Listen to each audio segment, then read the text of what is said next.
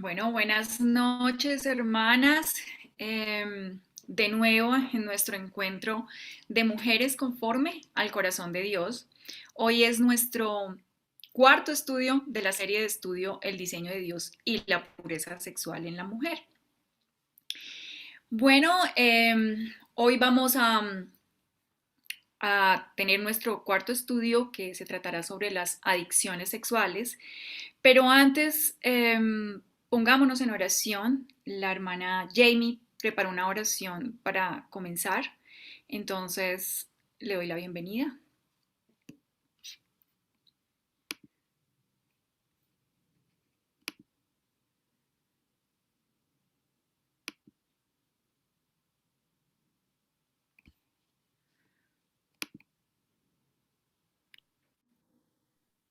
Ya, ahí tienes el micrófono activo, Jamie. Ah, lo quitaste.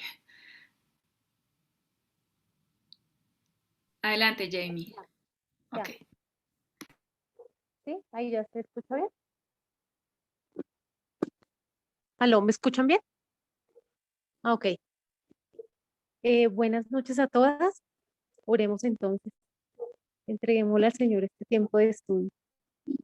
Señor, te damos muchas gracias por tu misericordia, por permitirnos reunirnos, por poder compartir, por permitir, Señor, que podamos estudiar juntas de tu palabra, de estos temas que a veces necesitamos con urgencia o que necesitamos, Señor.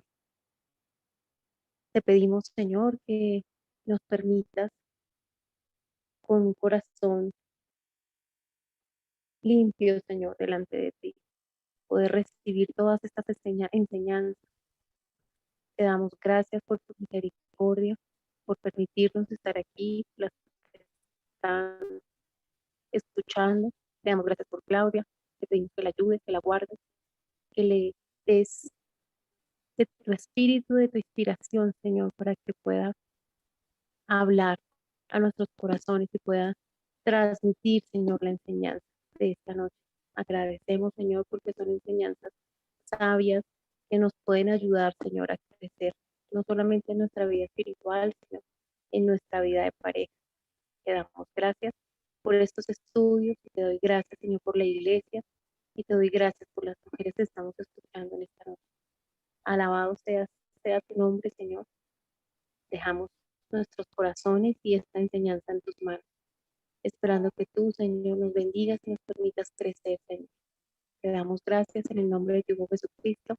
Amén. Amén y gracias, Jamie. ¿Ustedes están escuchando bien?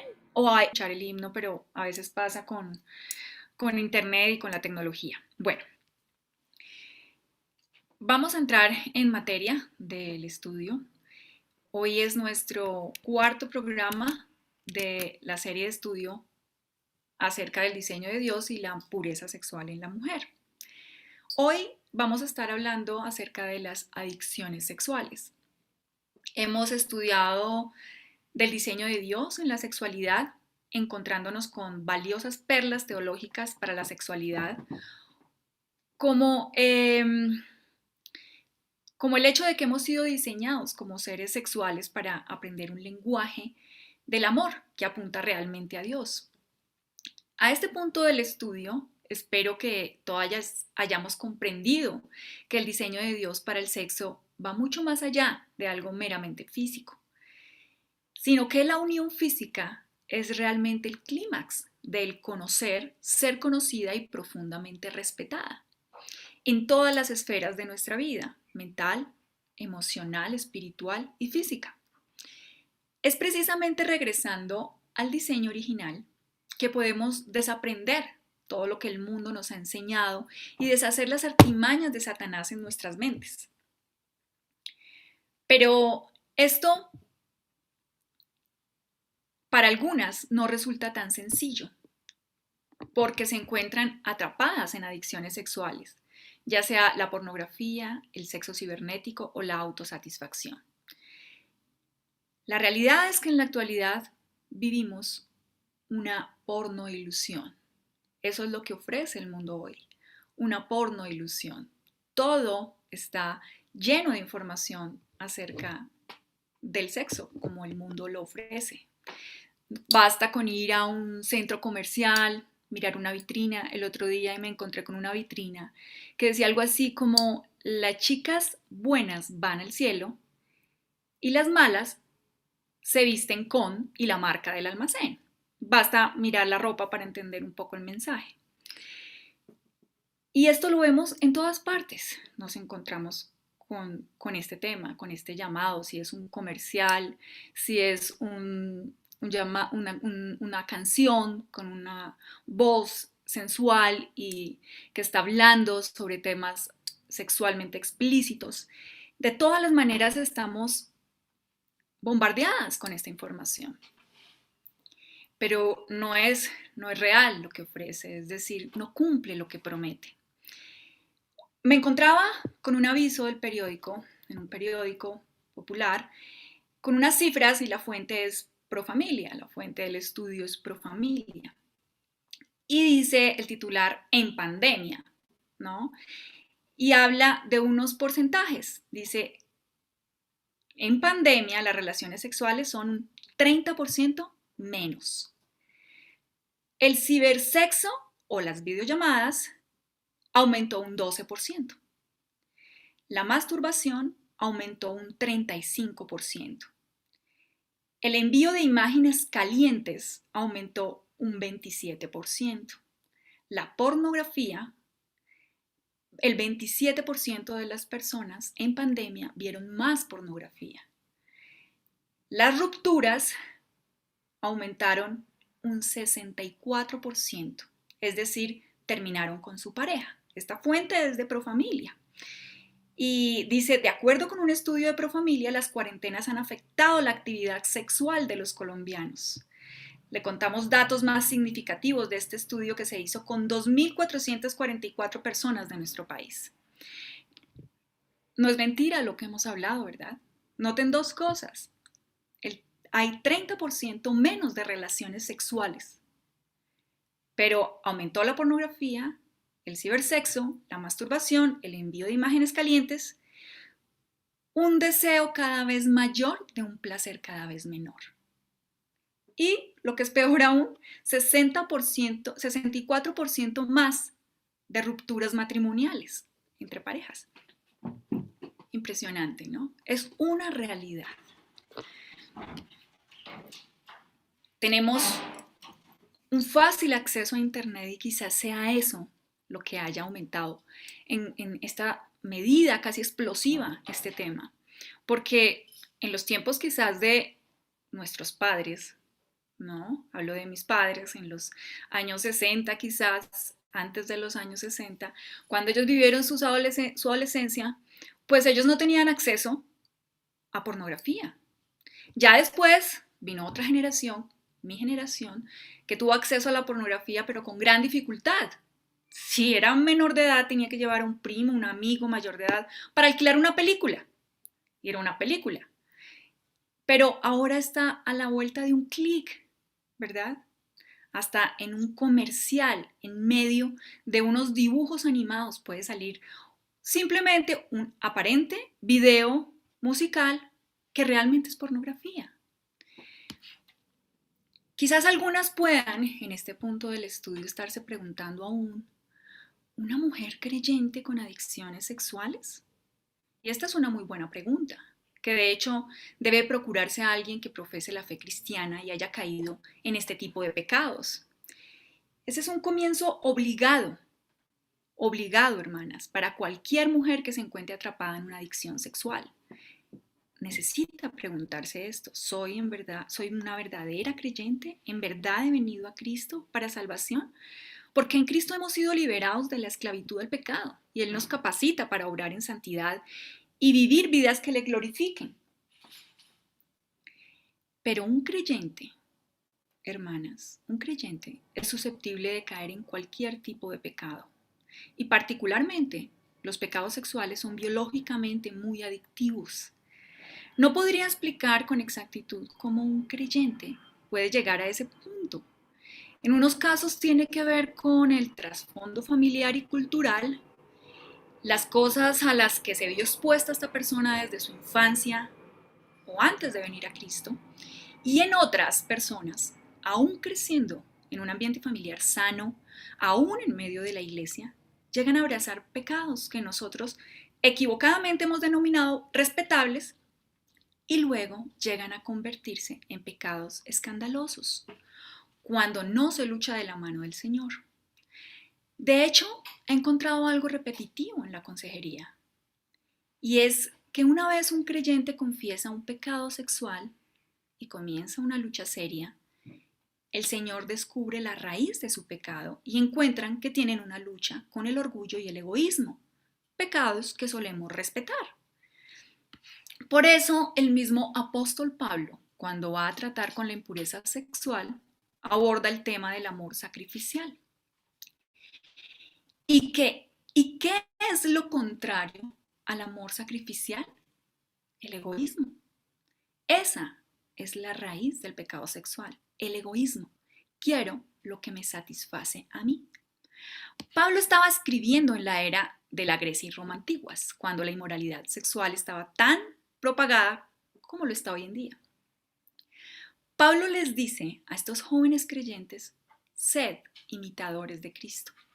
En Efesios capítulo 5, del 1 al 3, dice, sed, pues, imitadores de Dios como hijos amados, y andad en amor, como también Cristo nos amó, y se entregó a sí mismo por nosotros. Ofrenda y sacrificio a Dios es olor fragante. Pero fornicación y toda inmundicia o avaricia ni aun se nombre entre nosotros como conviene a santos. Vemos cómo lo aborda desde el amor, ¿verdad? Bueno, pero algunas podrán aún decir, es que estamos hablando de adicciones. Un creyente peca, pero no practica el pecado. Sí, esto es absolutamente cierto, la Biblia nos lo enseña. El punto es que un adicto no necesariamente lo practica. Ha estado cayendo en adicción poco a poco. Mientras da pequeñas y débiles batallas con el pecado, sufre, no se siente bien con su pecado, pero mientras solo da pequeñas batallas en sus propias fuerzas, va cayendo en adicción. Separados de Cristo, nada podemos hacer. El pecado interrumpe el deleite de un creyente en Cristo y nos hace susceptibles de caer en adicciones. El área del cerebro que experimenta la lujuria es el hipotálamo, y este reacciona frente a una imagen sexual generando químicos que físicamente generan bienestar y pueden generar adicción. Estos químicos aparecen en escena sin que medie una estructura cerebral superior. Cada vez que tu cuerpo experimenta placer, ya sea moralmente bueno o malo, el sistema límbico se inunda de dopamina. La dopamina te ata emocionalmente a la fuente del deseo, ya sea una imagen o serie de imágenes con las que alguien se ha estado autosatisfaciendo. De cualquier manera que hayas caído en esta adicción sexual, ya sea por un trasfondo de impureza o por pecados respetables que abrazaste y no confrontaste, o de otras maneras que están fuera de mi limitado entendimiento, la raíz única y más profunda es la incredulidad. Hay mentiras que has abrazado y la verdad, hermana, no es un enunciado doctrinal. La verdad es una persona y es la persona de Cristo. Y para todos los casos es solo la verdad la que nos hace verdaderamente libres. El cristianismo no es una serie de doctrinas que se siguen de manera únicamente intelectual. El cristianismo también es una relación personal con Cristo. Y es solo aferradas a Él, como los pámpanos a la vid, que podemos ser verdaderamente libres. En este estudio preparé 5 pasos que necesitas para caminar en libertad. El primero, hacerlo para la gloria de Dios. Para ti, que has estado comiendo ese fruto venenoso y altamente adictivo, seguro has intentado de diferentes maneras ser libre y has fracasado. Lo has intentado porque te sientes sucia, rota, te has confinado a la oscuridad para hacerlo en lo oculto y te has aislado. Y en todas estas motivaciones para dejar tu adicción está la razón primaria de tu fracaso. Sí, la motivación debe ser la correcta o no darás en el blanco. Recordemos el significado en griego y en hebreo para la palabra pecado. En griego la palabra pecado es amartía, que significa fallo de la meta, no dar en el blanco. En hebreo la palabra común para pecado es, no sé cómo se pronuncia, yataxon, que también significa errar, en el sentido de no alcanzar una meta, camino, objetivo o blanco exacto. Si tu motivación no es la gloria de Dios, no darás en el blanco y desde el comienzo solo caerás en pecado. La motivación misma puede ser o no pecaminosa. Debes buscar ser libre de tu adicción para dar gloria a Dios. Entonces, ya sea que comáis o bebáis o que hagáis cualquier otra cosa, hacedlo todo para la gloria de Dios. Primera de Corintios 10:31. La palabra más difícil de definir en cuanto a Dios es su gloria. Podemos definir su soberanía, su omnipotencia, pero definir su gloria es mucho más que complejo. Pero es tan importante porque está en la raíz de todo. Fuimos diseñados para su gloria. Es decir, que de ahí se desprende nuestro propósito y nuestro fin último en la vida. Es la espera del creyente, ¿cierto? Regreso en gloria. Lo que nos define, lo que nos da identidad. Isaías 13:2. Yo mandé a mis consagrados. Asimismo llamé a mis valientes para mi ira, a los que se alegran con mi gloria. No aspiro a definirla en su totalidad, pero voy a usar una definición, o mejor, una aproximación de un buen teólogo, de John Piper. Él dice, la gloria de Dios es la belleza infinita y la grandeza de sus múltiples perfecciones. La gloria de Dios es la belleza infinita y la grandeza de sus múltiples perfecciones. Es decir, cada atributo de Dios es la máxima expresión de ese atributo y solo Dios posee la perfección de ese atributo. Dios es bueno y no lo es en una medida en que lo podamos comprender. Él es la máxima expresión de la bondad. Él es infinitamente bueno.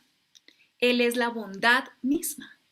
Al igual que su justicia, su misericordia, su gracia, y Él reina con todos sus atributos en gloria, con la belleza infinita y la grandeza múltiple de sus perfecciones. La paz, la tranquilidad y gozar de buen nombre entre quienes nos rodean son cosas buenas. Nadie lo discutiría, ¿cierto? Las escrituras nos hablan de ellas como buenas.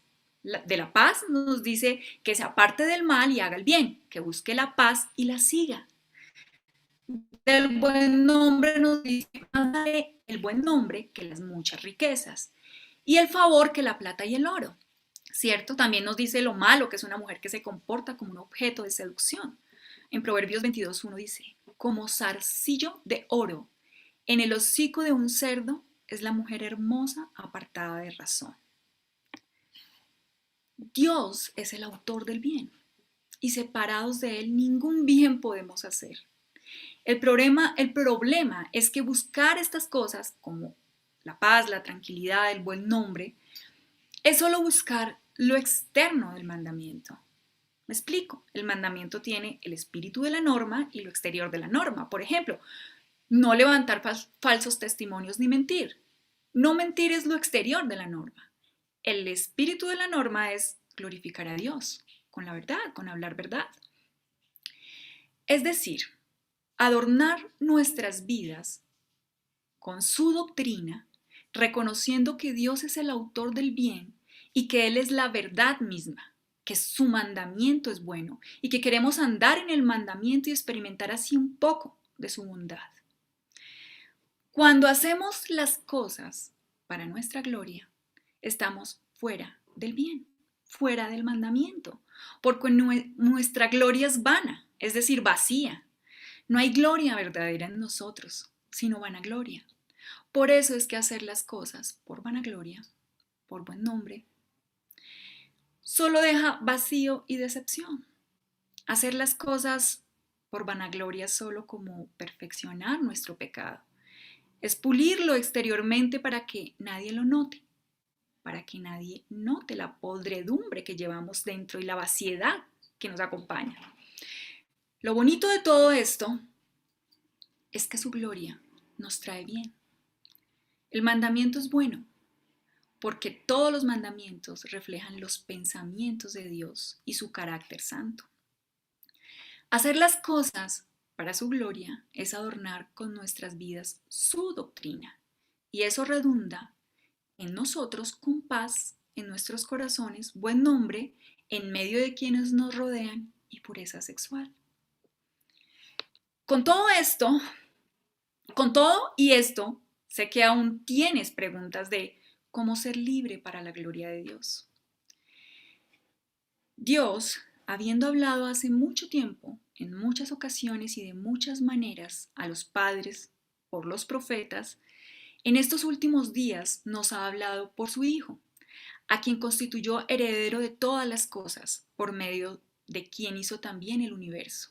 Él es el resplandor de su gloria y la expresión exacta de su naturaleza, y sostiene todas las cosas por la palabra de su poder. Después de llevar a cabo la purificación de los pecados, se sentó a la diestra de la majestad en las alturas, siendo mucho mejor que los ángeles, por cuanto ha heredado un nombre más excelente que ellos. Hebreos 1, del 1 al 4.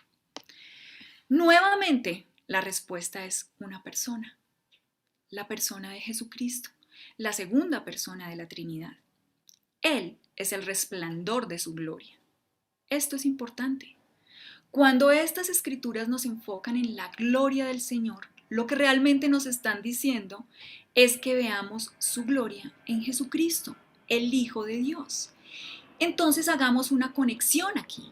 Si deseamos ser transformadas, debemos enfocarnos en la gloria de Dios. Y la gloria de Dios está envuelta en la persona de Jesucristo.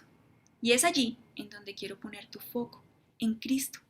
Necesitas contemplar su gloria, de modo que al fijar tus ojos en Él, seas transformada a su imagen.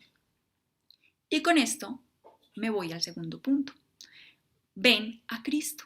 Al segundo paso, ven a Cristo. ¿Has estado separada de Cristo?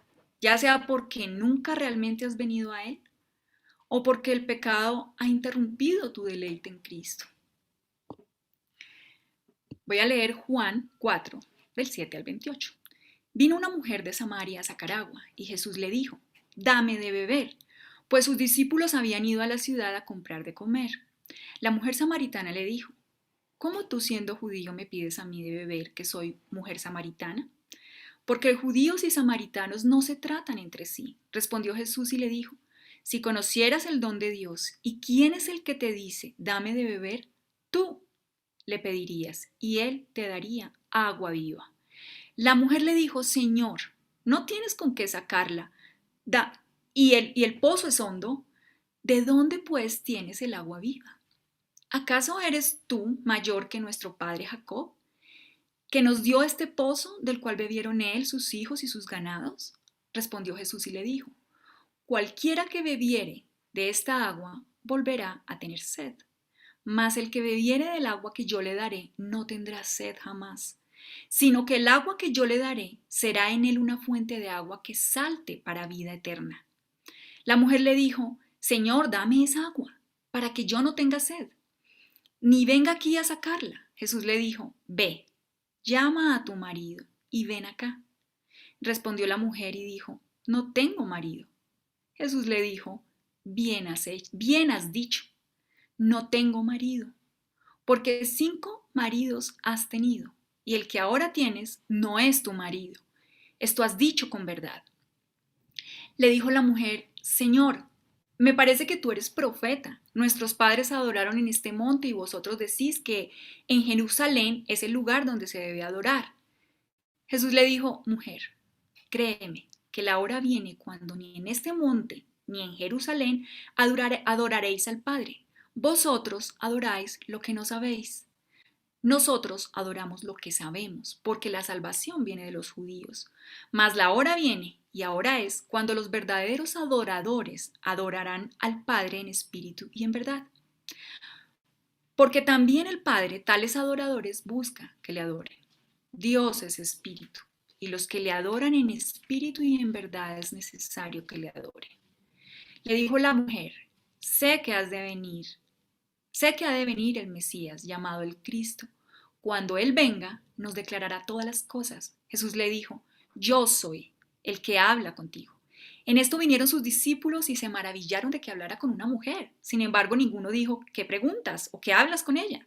Entonces la mujer dejó su cántaro y fue a la ciudad y dijo a los hombres, venid, ved un hombre que me ha dicho todo cuanto he hecho. ¿No será este el Cristo? Entonces salieron de la ciudad y vinieron a él. Bueno, en esta historia Jesús le habló sobre dos tipos de agua. Esa agua que nos sacia y no calma la sed, el agua de la que ella estaba tratando de recoger en la fuente y que ella tendría que estar viniendo una y otra vez para conseguir más de esa agua. Y el otra agua era la que Cristo le ofrecía, que sacia la sed eternamente. Entonces, Jesús planteó el hecho de que la mujer había tenido múltiples relaciones, 5 maridos y uno actual, 6 en total. Obviamente ella no había encontrado satisfacción permanente en estas relaciones, así que ella tenía que seguir buscando un nuevo amor, cada vez esperando que ese fuera el último. Planteando su sed insaciable con las diferentes relaciones, Jesús le reveló que ella nunca se saciaría por completo, hasta que ella no bebiera del agua que Él le daría. Si tú que me escuchas estás atrapada en una adicción sexual o en una relación inmoral, déjame decirte que por muy placentero que pueda resultar, solo es un placer momentáneo. El pecado nunca cumple lo que promete. El vacío que experimentas solo puede ser llenado por Cristo. Si has volcado todas tus expectativas en lo que el sexo o una relación pueden ofrecerte, esa es solo una mentira que has creído y estás rompiéndote por dentro. Satanás te ha tendido una enredadera y en tu corazón pecaminoso has tomado el anzuelo. Y ahora estás postrada frente al ídolo de la pornografía, esperando la próxima imagen, el próximo sexting, la próxima experiencia, que al final te dejará peor de lo que ya estás. Solo son fuentes rotas. Eso es todo lo que el pecado puede en verdad darte. Dolor, desolación, decepción, adicción, soledad, destrucción y muerte. El pecado sexual te promete cada mañana placer, autosuficiencia, plenitud, éxtasis, te ofrece llevarte a la cima. Pero ¿no es verdad que el placer dura poco y luego viene un gran vacío, vergüenza y hasta desprecio por ti misma? Cristo es el agua viva. Jesús le ofreció agua viva a esta mujer. Él dijo que si ella la bebiera, ya no estaría sedienta. En otras palabras, ella se saciaría y no tendría deseo de una relación tras otra. Aquí está la esperanza. Aquí está el método para ser libres de la pornografía o de cualquier adicción. Si descubres cómo recibir esta agua viva y cómo beberla, ya no estarás más sedienta. En otras palabras, serás libre de la esclavitud a la pornografía. El tercer paso es el quebrantamiento. ¿Cómo bebió la mujer samaritana de esta agua? No podemos ver el corazón de esta mujer. Y esta porción de la Biblia no nos narra exactamente lo que estaba pasando en su interior, cuál era su corazón. Pero el Señor Jesucristo enseñó por medio de parábolas y con la del Hijo Pródigo nos enseña con qué corazón debemos buscarle. Lucas 15, del 18 al 19 dice, me levantaré e iré a mi Padre y le diré, Padre, he pecado contra el cielo y contra ti, ya no soy digno de ser llamado tu hijo. Hazme como a uno de tus jornaleros. Para beber del agua viva necesitamos un corazón contrito y humillado. Dios se acerca en medio del quebrantamiento. Entonces, encontramos que el quebrantamiento trae bendición, la bendición de la liberación de una nueva vida en nuestro interior. Jesús dijo, de cierto os digo, que si el grano de trigo no cae en la tierra y muere, queda solo, pero si muere, lleva mucho fruto. Juan 12:24. Nunca olvidaré las amargas lágrimas de una hermana en medio de una consejería. Ella estaba en medio de una relación impura. Ya saben, un hombre que en su corazón engañoso veía como increíblemente bueno, pero con un único defecto, no era creyente. Pequeño defecto, ¿no? Entre la diferencia entre la vida y la muerte. Le dije que no debía seguir con esa relación porque estaba ofendiendo grandemente al Señor y no podía simplemente continuar con él esperando que él se convirtiera. Había dolor, hermanas, mucho dolor. Un corazón engañado, pero enamorado. Ella se sentía morir al tener que dejarlo. Se sentía profundamente unida a él y sus palabras fueron, no puedo dejarlo, me muero. Entonces le dije, muere. Y lloramos juntas. Cuando estamos dispuestas a morir, entonces la vida de Jesús es liberada y da frutos de piedad en nosotras. La representación máxima del quebrantamiento es el Señor Jesucristo. Él dijo, este es mi cuerpo, que por vosotros es partido. Lucas 22:19. En la cruz, mientras él experimentaba y padecía el rompimiento de su relación con su Padre Celestial, de quien no se había separado ni por un momento, en la medida que él cargaba con todo el peso de nuestros pecados, siendo quebrantado por nosotros, su muerte nos benefició con la vida eterna. Así que cuando estamos en la disposición de ser quebrantados, su abundante vida fluye. Y es que en el trato de Dios con nosotros hay un ciclo. El quebrantamiento nos dirige a un genuino arrepentimiento y un genuino arrepentimiento nos dirige al perdón. Y cuando surge esta nueva libertad a través del quebrantamiento, el arrepentimiento y el perdón, esta libertad producirá frutos de piedad y de pureza. El cuarto paso es llevar tu pecado a la luz. ¿Has notado que la mayoría de los hongos crecen mejor en la oscuridad? Si expones un hongo a la luz, perderá su fuerza y su suavidad y morirá. La adicción a la pornografía es lo mismo. También crece en la oscuridad. Típicamente, la pornografía se hace en secreto, donde nadie lo sabe, y mientras el pecado esté en la oscuridad, sin ninguna duda, continuará. Las personas involucradas en la pornografía tienen una vida secreta y harán todo lo necesario para impedir que sean descubiertos. Por eso, confesar es lo más necesario para erradicarlo. Si tú que me escuchas has caído en la pornografía o en cualquier adicción sexual, has estado cometiendo este pecado en la oscuridad y lo sabes, en secreto, donde el pecado crece. Te has aislado de tu familia, de tus hermanos en la fe, de tus amigos, para entregarte a este pecado que cada vez te deja más desolada y rota. Y no hay cosa creada que no sea manifiesta en su presencia. Antes bien, todas las cosas están desnudas y abiertas a los ojos de aquel a quien tenemos que dar cuenta. Hebreos 4:13.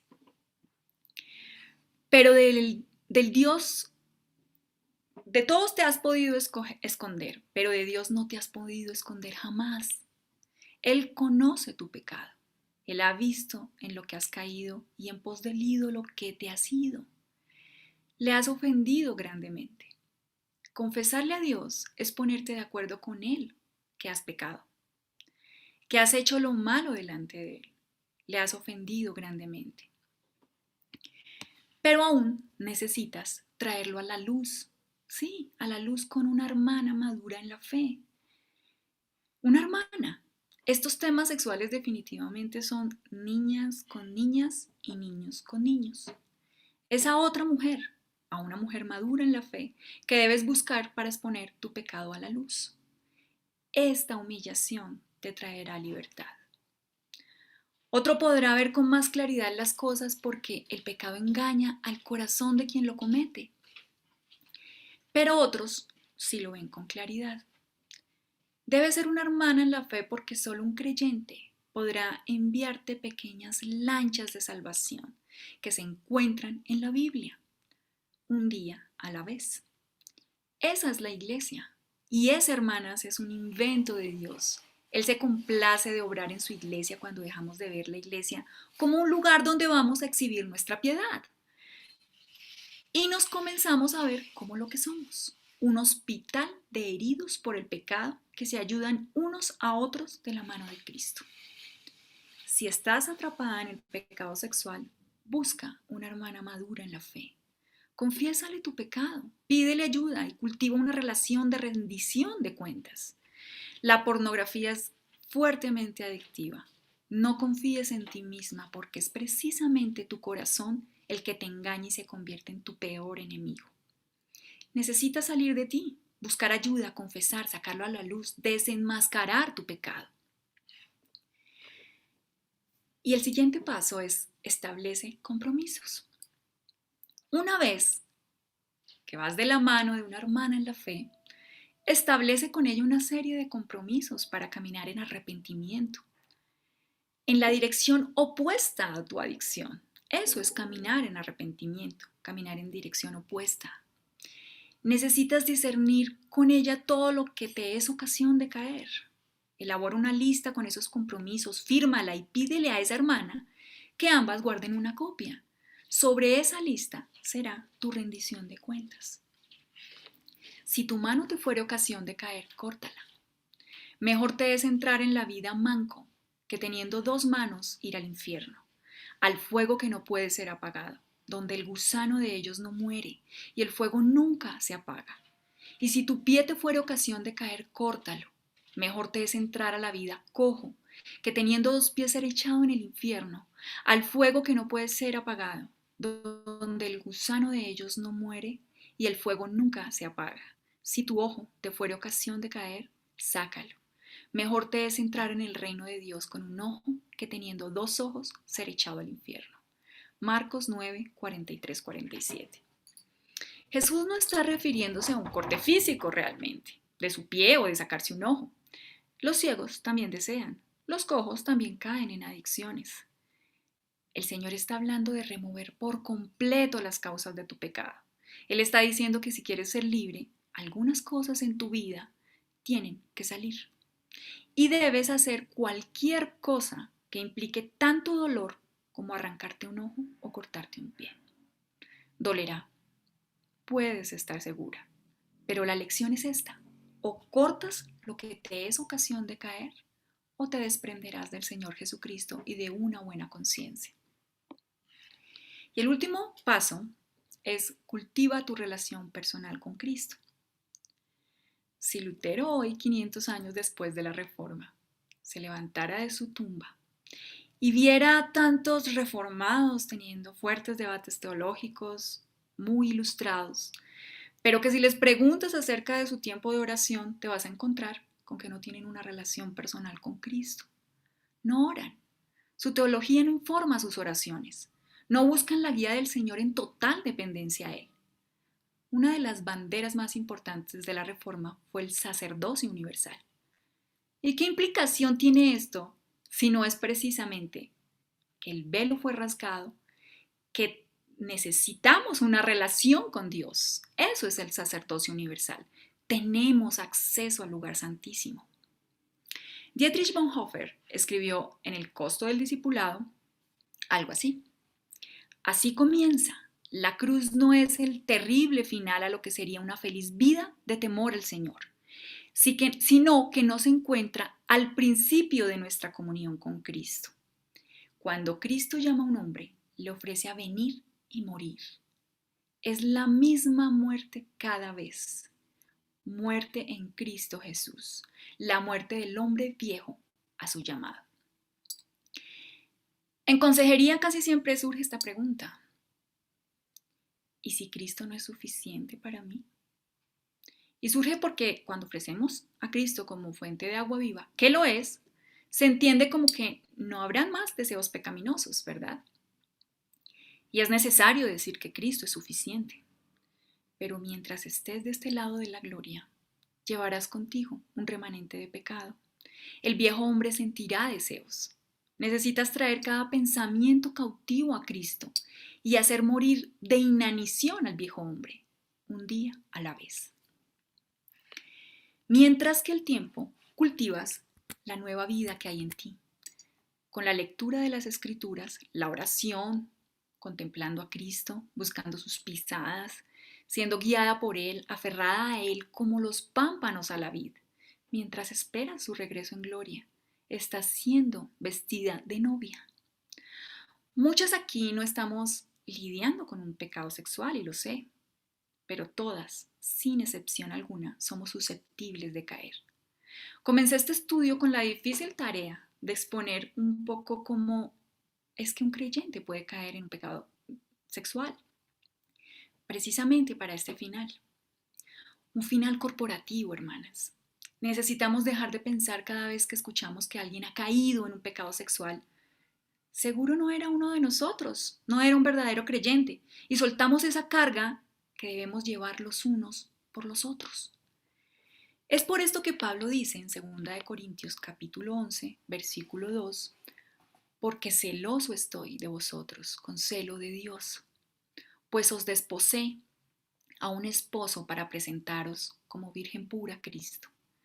Yo quiero ser pura, hermanas, cuando esté frente de Cristo, pero también quiero ver la novia de Cristo, a la iglesia, ser pura a la hora de encontrarse con su amado. La obra de Cristo con su iglesia es diferente con cada uno de nosotros. Juan 9, 6, 7 nos dice: enseguida Jesús escupió el suelo, hizo un poco de lodo con la saliva y se lo puso al joven en los ojos. Entonces le dijo: ve a la piscina de Siloé y lávate los ojos. Y el ciego fue y se lavó, y cuando regresó ya podía ver. Pero diferente fue con el ciego de Betsaida. Presentaron a Jesús un ciego y le pidieron que lo tocase.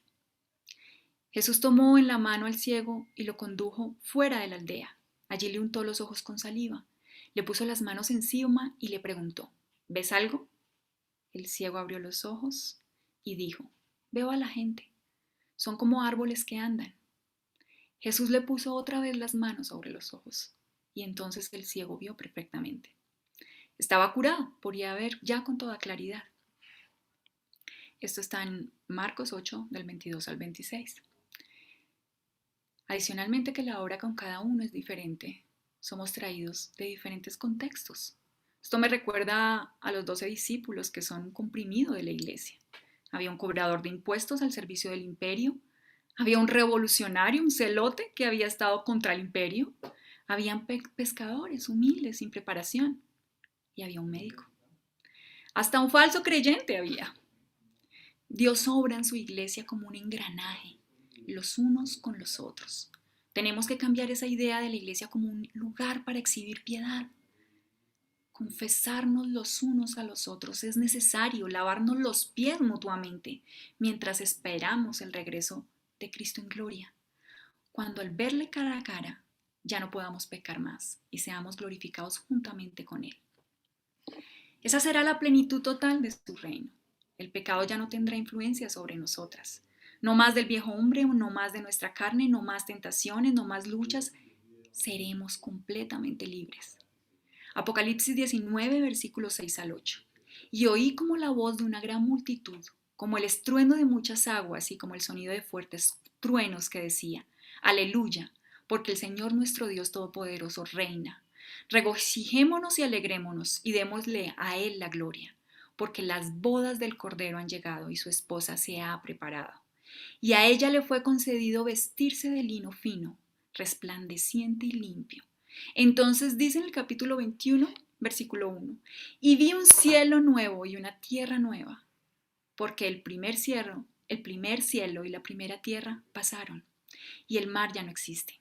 Entonces dice el versículo 2, y la ciudad santa, la nueva Jerusalén que descendía del cielo de Dios, preparada como una novia ataviada para su esposo. Bueno, hermanas, damos por terminado nuestro estudio. La hermana Ana preparó una oración para terminar. Entonces, adelante, Anita.